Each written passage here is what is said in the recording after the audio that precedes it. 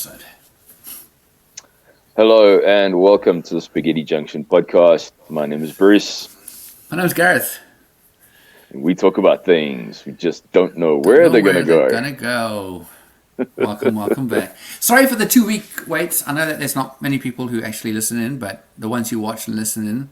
Can I just say before we get into our topic that we're giving a shout out to Catherine Valley. I picked up from Brendan that she actually is one of our loyal listeners.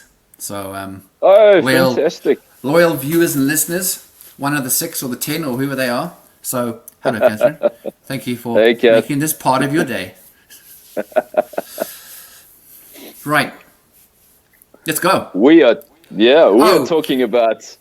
Sorry, and then apologies for Bruce's freezing and blurry, and it just seems to happen. Carry on, Bruce. We're on track. A topic that was years in the making. Yes, we're talking about one of the movies that we kind of bonded over. We did, and I'm pretty much saying that that which is also going to be in our little headline thing is that could Night at the Roxbury be the best film ever made? That's my question. Yeah, that's a big question. Well, that was the whole reason of doing this. Well, premise of that's also that was the whole premise. So I don't know if we have to stop this recording and do another one because maybe you missed the memo. I forgot. I'm sorry. You can't forget. This is an episode. It's been 2 weeks. I'm sorry. Damn. Yeah, so we haven't been able to do it for 2 weeks because of factors that were out of our control. But Yes. Well, anyway, that's my feeling. Is Night at the Roxbury the best movie ever made? Yeah. Yes. It could very well be. It's a standalone. It is a standalone comedy that is definitely. I don't know. It's definitely different from a lot of comedies that came out of that, and I think. It's not often that you get a long-running skit on a TV show that they decide, okay, we're going to make this into a movie. And that's right. They obviously thought, you know what, this could be. We're going to take this chance and we're going to make this a movie. And it was awesome. Watching it again after like 20 years was definitely because I don't know if I'd actually seen it again. Maybe I'd seen it once after we had first watched it in like 20 years, but yeah, I mean, it was made in 1998, 26 years ago. 26 years. It's still class. Yeah, it is. It's I think it's a style of comedy that only really Will Ferrell could have brought, and Chris Kattan to an extent. And they both did it. It was. Yeah, I think they played well off each other. I think they were the best choices. Yeah, and I think they and because they had worked together for so long, sort of they had that sort of chemistry and doing Saturday Night Live in general because they were both on Saturday Night Live and then doing a lot of improvisational comedy before that. Yeah. So yeah. What I liked about that type of comedy was when I was watching it, I was thinking, I was kind of comparing it a little bit to Monty Python, and you might ask, okay, why? Okay, that's a big step. All right, let's go for it. You know what they do? They walk that fine line of absurdity. So it's almost almost absurd comedy that might not be funny, but they pull it off. Ah, that's a valid point. And that's what Monty Python did so well. That's true. They came so close. They came so close and then pulled it back just a little bit, and you laughed your head off. And when I was watching Night at the Roxbury, I got that same feel. That's so interesting, actually. I didn't really think about that. I know. That's where my brain went. Yeah, I mean, for me, and why kind of, like why I thought of it again, because I was working At work, they just play the loop shop station, whatever it is, and they bring in new music like randomly. Well, new isn't new old, because they can't bring in brand new because that's a whole recording right. Blah, blah, blah. Anyways, so I'm working at night time, super quiet, and because I don't always listen to the music, when it's like so busy, you just don't really kind of link in between what's going on. So at night time, it's quite quiet. So, and then immediately I hear, "What is love? Baby, don't hurt me. Don't hurt me no more," which is by Hathaway. And that song is probably the most. I mean, I think it has a great soundtrack for for that era.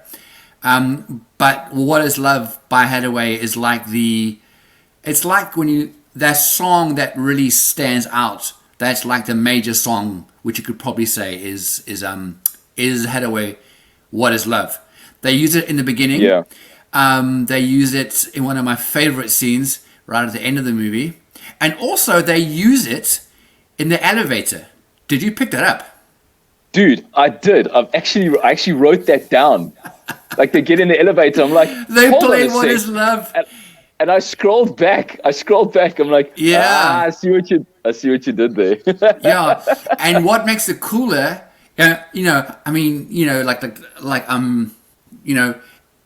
cool in the way that they did it was that they did so they didn't use the original song. They used that horrible what's it called the elevator music. Ding, ding, Yes. ding. So it's not the original, like the full song, but if you listen carefully and you know the song, it's playing as they go in the lift. It's clever as. E flippin' Casio tone. Yeah, exactly. Yeah. It's almost like their theme. It's like, characters in a movie have a particular musical theme, and that is those two guys. It's their theme. Yes, because it's that's the song that's the song they sort of bond over, and when they go clubbing, it's like that's the song that kind of gets them, like, yeah, we're gonna do this. Yeah. I mean, the one reason why I really like this movie, and I have, I've had it. Well, I don't think since it was out, but I've had it for years now.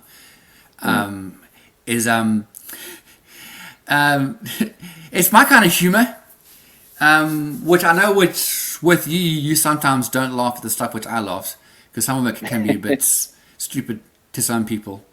But I mean, not stupid, isn't a bit off kilter. But yeah, I like to review on the whole the Monty Python thing. That's quite a fine line with that. I mean, exactly what you're saying. I just liked it was really cool because it was one of Will Ferrell's breakout. I don't think it was the breakout movie, but it was one of his breakout movies. Yeah. And when you look at him now and to what he is there, yes, he's obviously much younger, but he has the same character, the same, the same comedy chops. Like throughout the whole movie. So even if you don't know the movie, if you enjoy Will Ferrell and you want to see him like how he was like right at the beginning of the stuff, brilliant. Steve Catan. I think for him, unfortunately, that was one of his I think what happened is that he gels really well with Will Ferrell, but then when that whole Saturday Night Live thing finished. And Will Ferrell wasn't part of the, of everything going on in the future. I think when Will Ferrell, went on, Steve Catan just didn't, he didn't weather it or last as long as Will Ferrell did, which I wonder why. Is it? Yeah. Sorry, one question. Is it not Chris Catan, not Steve? You know what? Steve. I'm calling him Steve. You can call him Chris. It is Chris Catan, sorry. It is Chris Catan. Just checking. Yeah, who's this Steve Catan? Chris Catan, sorry. Yeah, it's very interesting to see that out of the two, Will Ferrell made it big, and Chris Kattan just faded off. I don't even think he did many movies after that. Yeah, he did a few, but they were never really like blockbuster level. I think. He kept on with the comedy stuff. He never really went sort of into sort of serious movies. But then again, I don't think Will Ferrell's done too many actual. He hasn't done a lot of serious stuff. Roles. No. He's sticking he's kind of staying in his lane and sticking with what he does best. Yeah. I think he's pretty wise. But he has done a really good one, and I can't remember what it's called. It's with Don Cheadle, and it's a drama. It's a very good drama. It's really, really good. Now that I'm talking about it to you. I think, I think he would. We've seen so many of these comedic actors turn their skills to more dramatic act. I mean, look at Jim Carrey. I mean, we knew him as this nutcase, and then he comes out with stuff like The Truman Show, and he just blows you away. So, I think Will Ferrell. Yeah, Will Ferrell could do that if he wanted to. Not all comedians can do that. No, definitely not. A lot of them just crash and burn. Oh, so the movie actually wasn't with Don Cheadle. I'm thinking of something else. The movie that was like 2006, he made a movie called Stranger Than Fiction. Also, so good. I'm guessing you haven't watched it? No, I don't know about that one. Yeah, it's more like an art/drama thing, which is probably why you don't do it, because you get a rash when I say the word. Art house. You don't. It freaks you out. I don't. You hardly do drama stuff. I normally watch. In general, I'm the one who watches them. And you're like war movies. Yes, true. Also true. Yeah, I tend to lean towards that more than. I mean, not all the time. The drama stuff. But I'm a movie. I like dramas. Anyway, so Stranger Than Fiction is a movie with Emma Thompson. It's really clever. And Emma Thompson is an author. And so it's, if you think of the Truman Show, I guess slightly, where Will Ferrell's character begins to hear a voice in his head, and he doesn't know what's going on. He thinks it's him. He thinks there's an issue. Goes to a therapist. Blah blah blah blah blah blah. Until he finds out through okay, if you haven't watched this movie, anybody, well, I'm going to tell you how it works. And Bruce is saying you haven't, so don't worry. I'm just going to bust it open for you, which actually is fine because, spoiler alert, although it is the point of the movie, so it's not really like a major spoiler. Anyway, so he hears voices and he gets to a point where he says, hello, what's going on?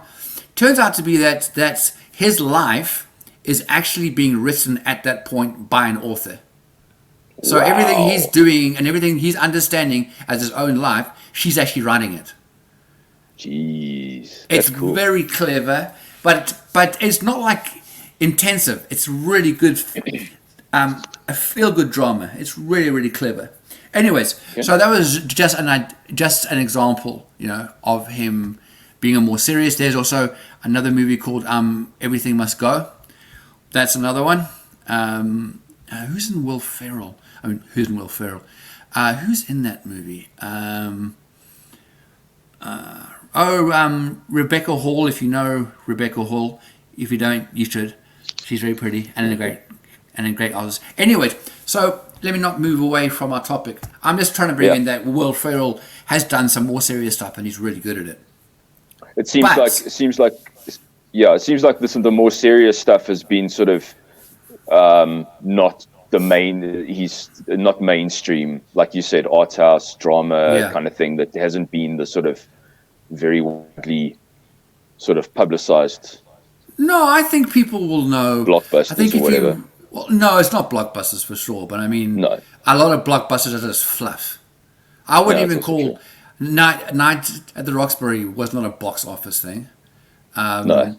I don't think he's been in like big box office movies, like a Bad Boys or or like one of those like big epic movies, because that's not his. Anyways, we're talking about Will Ferrell more than our topic.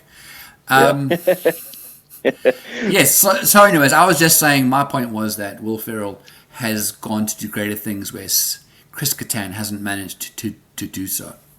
Yeah. Do you want to give everybody the luck of, because we actually haven't done this, so this will be a spoiler alert. So if you haven't watched it before we talk, we'll get the whole. What is the premise, Bruce, of this whole beautiful movie? So A Night at the Roxbury is about two brothers, and they're clubbers. So they are out every night in LA, Hollywood, and they're just trying a little bit too hard to get in to these different clubs, and especially specifically this club called the Roxbury. Yeah, because the whole thing with them is that they have been trying to get into clubs. They just haven't managed to get in. They are also terrible when it comes to girls. So they crash and burn all the time. They crash and burn all the time when opportunities present themselves. And they still live at home. They still live in the same room. They stay in the same bedroom with their parents. Well, not with their parents, because that would be very strange, in the same bedroom. They stay in the same bedroom with their parents. That sounds very weird. In their house. They live with their parents. Thank you. But their house is like huge. Like their parents are rich. Their dad their dad owns a flower store, except it's a fake flower store. It's fake flower store, yeah. Which in itself is funny. So they're pretty much spoiled rich kids. But they're just useless socially, and they think their entire world revolves around clubs and women. But the Roxbury is the absolute pinnacle of clubs in the LA area at that time. That's right. And their whole mission is to try and get in to that, and all the sort of hijinks that sort of comes along the way. And we've got Molly Shannon who's in it as well. She plays a great role. Yeah, she's also from Saturday Night Live, and in fact she is still. I don't think she's in there anymore. But yeah, she was in. Yeah, that's right. Yeah, so she plays this girl who's she's the daughter of family friends, but she's always had a thing for Will Ferrell's character. And she really likes him, but he doesn't want anything to do with her, and she's so desperate. She chases after him all the time, and she's actually a bit of a psycho. Yes. And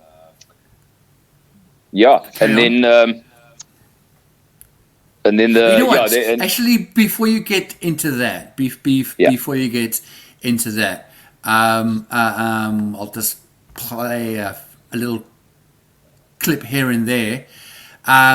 What happened with one of our previous episodes, I can't remember which one it was. It was based on I think we did one on, I don't know. Anyways, it was a few weeks ago, and there was a copyright issue, and it basically chopped out like a whole part. So hopefully, hopefully it won't do it to this one. And as I was mentioning, So this clip is basically from when they're getting ready to go out to the club, and it's and you'll see if you haven't watched it, you'll see with these guys how they act around each other. It's very specific kind of humor, which I agree with you, Bruce. And what's great with the sound with the music is that they bring in really cool songs, from that time into soundtrack was great, yeah. Random little section, and this is basically how they prepare for going out to their clubbing days. Yep.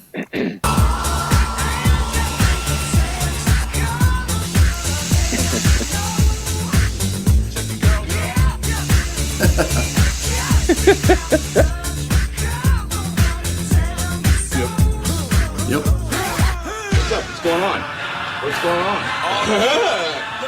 Hey, you from out of town? You from out of town? Check it out.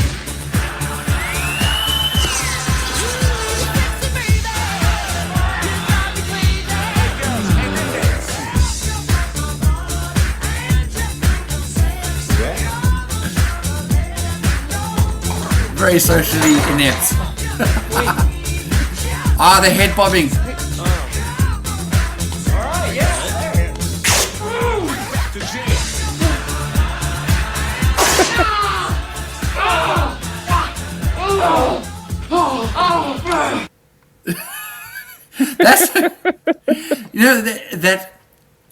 That's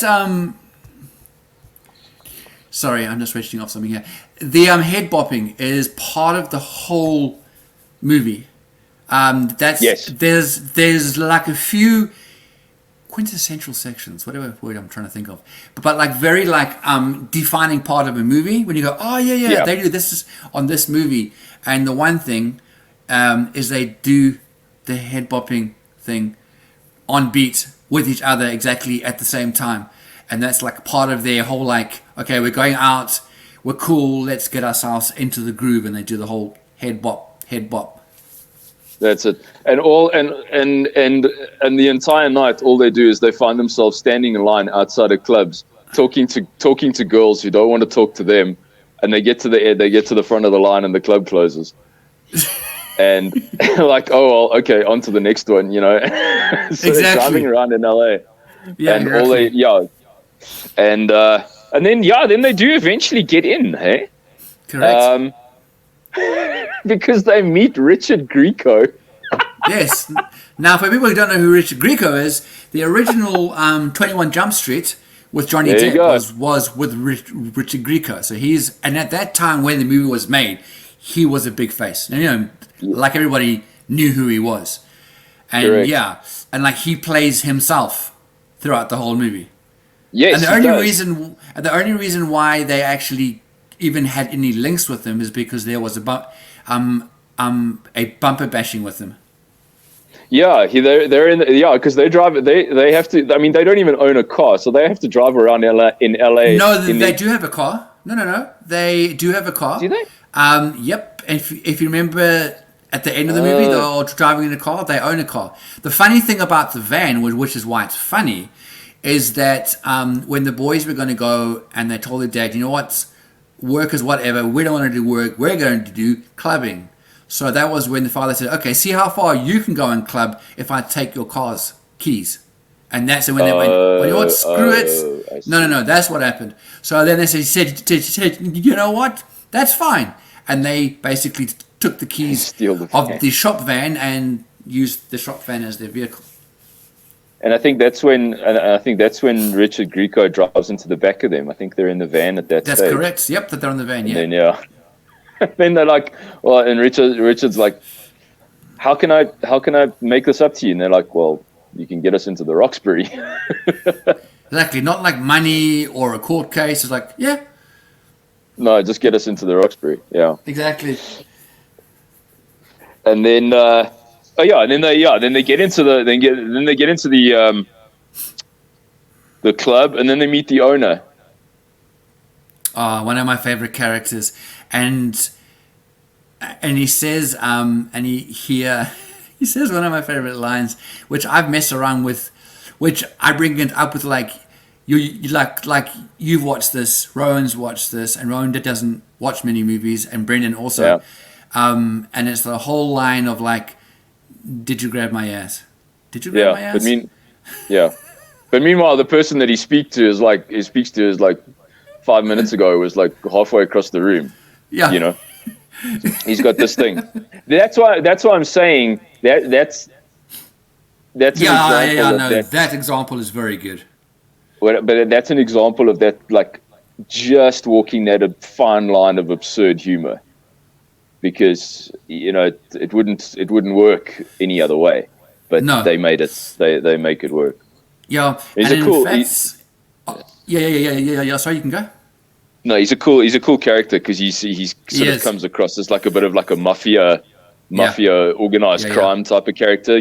We've seen him in a lot of those types of movies. Yeah, but in this one he's great. I mean, you know, and they also go on that thin line of like, you know, saying the like same joke throughout, and they actually end with it, where right at the end, maybe we don't spoil the whole movie for everybody. Well, I guess it's too late now. I guess it's too late. If you haven't watched it, well, still watch it. It's class. But like right at the end is when I can't remember the exact ending, but this guy basically gets a phone, gets a call from, I think it's from his same bodyguard, who is also, he just hates his job, hates the characters. I remember. And yes, because he called him and he said, did you grab my ass? And he said to him, there's no way that he grabs your ass all the way from the beachfront. So and then he goes, nah, I know what you're thinking. He always milks that. It's very good. Carry on. Yeah. What I also liked was right at the end where they play homage to another movie. Don't say it yet. Don't say it yet. Oh, you're gonna put it up. Don't say it yet. They play. Are we talking about near the end of it all? Yeah, because they've had a fight and then they make up. Don't. Yeah, no. That's one of the best cool. scenes. In fact, that's probably one of my. So we'll leave that right to the end of our podcast. Let's not bring it in now. All right. Yeah. Let's not bring it in now. What's quite interesting about that scene though is there's an actress in there that I didn't realize was actually her until I watched it again. Yeah, Eva Mendes. Eva Mendes, yeah. I swear she doesn't look any different. It's like, I know, it's crazy, yeah. Crazy, yeah. She's still gorgeous. She's still as gorgeous now as she was back then. She was a hell of a lot younger. Yeah. So yes, I agree. She actually acts the pretty. I mean, looks pretty much the same way. Yeah, but she was. Yeah, I mean, that was a small part for her. I mean, that was also when she sort of up and coming, and I don't recall seeing her in much in movies at that time. So yeah. Trying to think what else. I'm just playing around in the background. I'm just trying to find that one scene. Now the quality is not that great, but it's definitely worth the watch. Okay. So here we go. I said that we were going to play it later, but you know what? I already have it set up, and we have already spoken about it.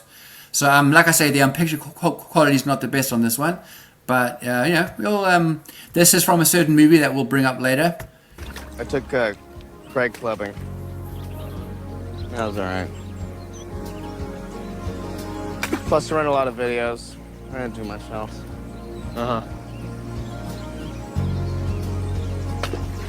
Well, what a great song, by the way. Yeah. One of his best songs.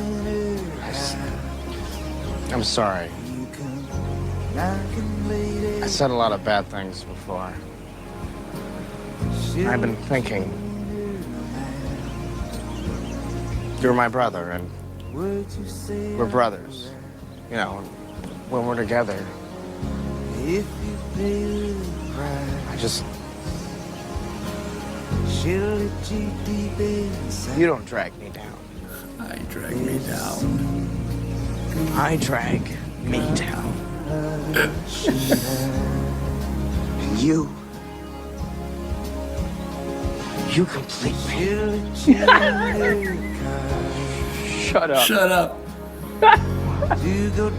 Just shut up. You had me at hello.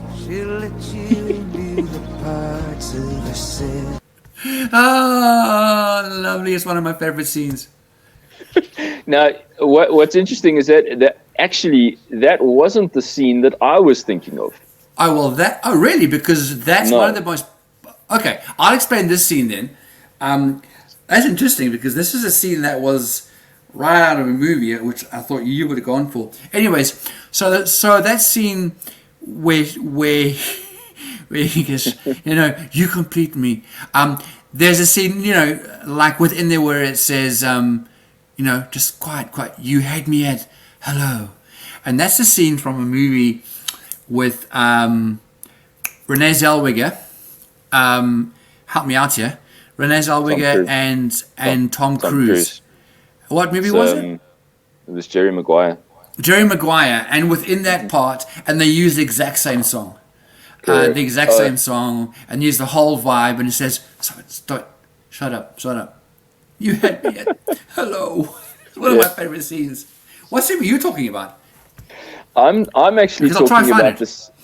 I'm talking about the scene at the wedding where Will Ferrell is going to get married. Yes. And Chris Kattan is standing there on the balcony, holding a boombox above his head, playing the Hathaway song. That's right. And that comes from what movie? The movie is Say Anything, and it's a pivotal scene. Really? Okay, I didn't know that. Yeah, and I have seen this movie, but it was ages ago. But this scene is okay. So it's John Cusack, a very young John Cusack, and school ends. Their high school year ends and everything, and he is the sort of one of the strange guys, but he eventually actually gets with like the girl who was the prom queen, and they actually fall in love, and it's a romantic drama or whatever. And then she's about to leave, this whole thing. She's about to leave, go overseas or whatever. And he wants her back. He can't live without her. And he stands in her driveway with a boombox above his head, playing a Simple Minds song, which I can't remember. And I think it's a song that they bonded to in the movie, and he's standing there in the driveway with this boombox above his head, playing the song. Yes, it's probably. I didn't know it was in that movie though. I didn't know it was that movie. Yeah, and that's what they are now parodying in Night at the Roxbury, so that Chris Kattan is going to. I'm going to share that scene. I'm going to share that scene. How's that? Yeah, cool. All right, there we go, people. With this ring, I thee wed. With this ring, I thee wed. Now, Emily. With this ring. What is love? Baby, don't hurt me. Don't hurt me no more. Baby, don't hurt me. Don't hurt me no more. What else he doing here? What are you doing here? Make him stop. Fire on and the music off. Is that on? There's the head bob. You know what I paid for this wedding? There's the head bob. I can't. Keep going. Let's go. You want to get paid? You idiot. You're running the will. That I can tell you.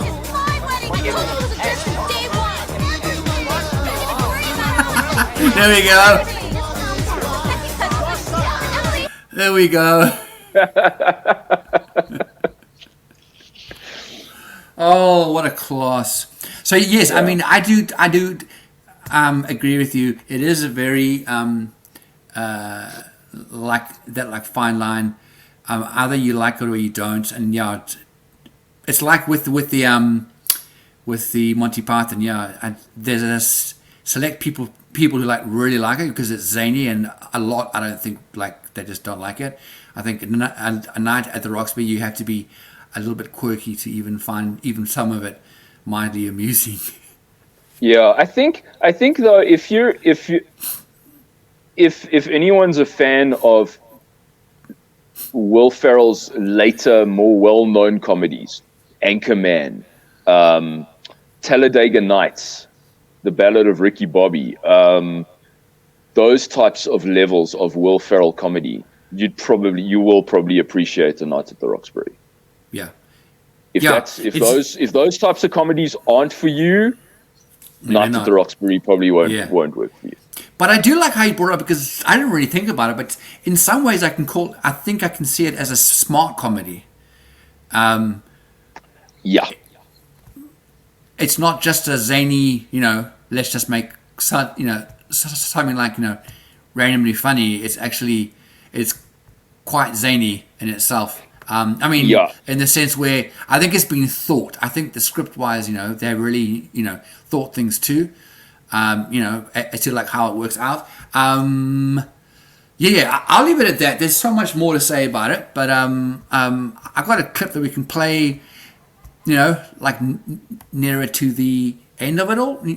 Once we once we have gotten through it all. I don't know, what else you have to bring into this, because I think it's been great. My last thought is that type of comedy probably takes it's probably a lot more difficult to get right than most people think. Yes. To walk that fine line, because there are ways to be obviously funny, but to understand, and sort of, if you're a writer and you're sitting there writing this, and you can see the line that you're stepping close to, but you can understand that it actually will be funny. That's a writing talent on another level here. I can't begin to think how you would actually be in that, because that's not something that I would. It's like I kind of get the comedy and I enjoy watching it, but to think something up like that and to make it happen and then to make it funny, and to make it funny, yeah. And that there are going to be a lot of people who are going to find it funny. It's crazy. So yeah, I think it's like you said. I think it's probably more well thought out than people think. No, it is. It is. That's why I call it smart comedy. Yeah, smart comedy. Yeah. You want to leave it at that, or I'm happy where it is. I think it's iconic. Is it really the best movie ever made? Probably not, but I think it's definitely at that level to even ask the question: could this be? I think it's a bit of a long lost gem.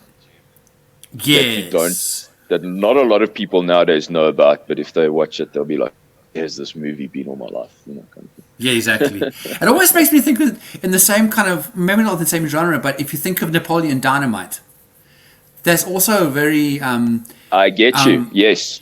Napoleon Dynamite is also very quirky. I think in some ways also it's a smart comedy, in a sense where they have thought it out, and also linked to, you really have to enjoy that little bit of off the wall comedy that makes you think a little bit.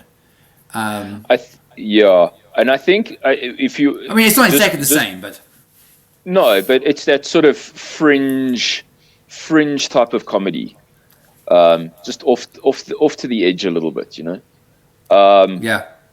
But also, I mean, but now if you think about like absurd comedy, just a more recent one would be Popstar, Never Stop, Never Stopping. I mean, that is ridiculous and so absurd, but Andy Samberg flipping does it brilliantly, and it's an incredible movie. So that's sort of... It is. I might not put it in the same genre, no. I wouldn't put it next to like a Napoleon Dynamite.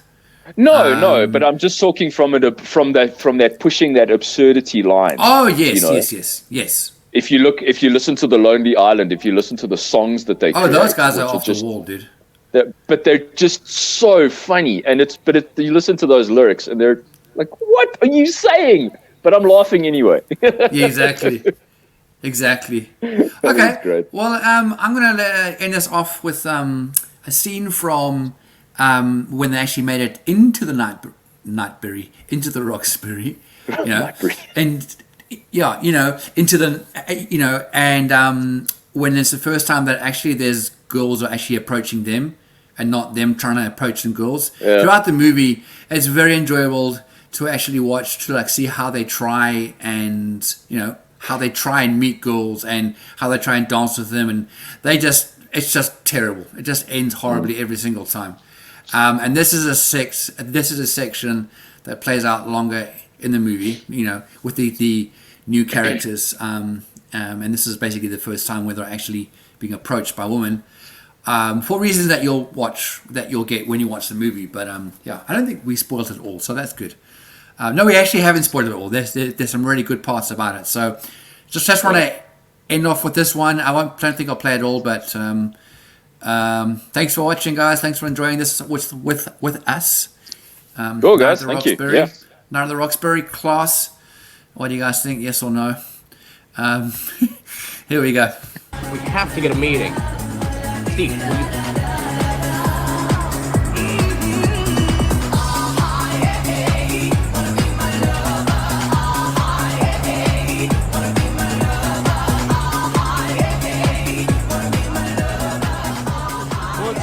want to dance? Yes. All right, take it easy. Steve, she said yes. What? Hotties want to shake it. Come on.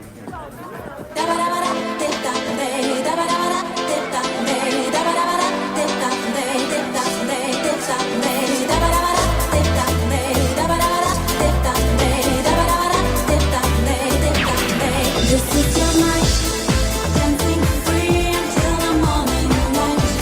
Together forever. This is your night, loving everything. Oh, banger.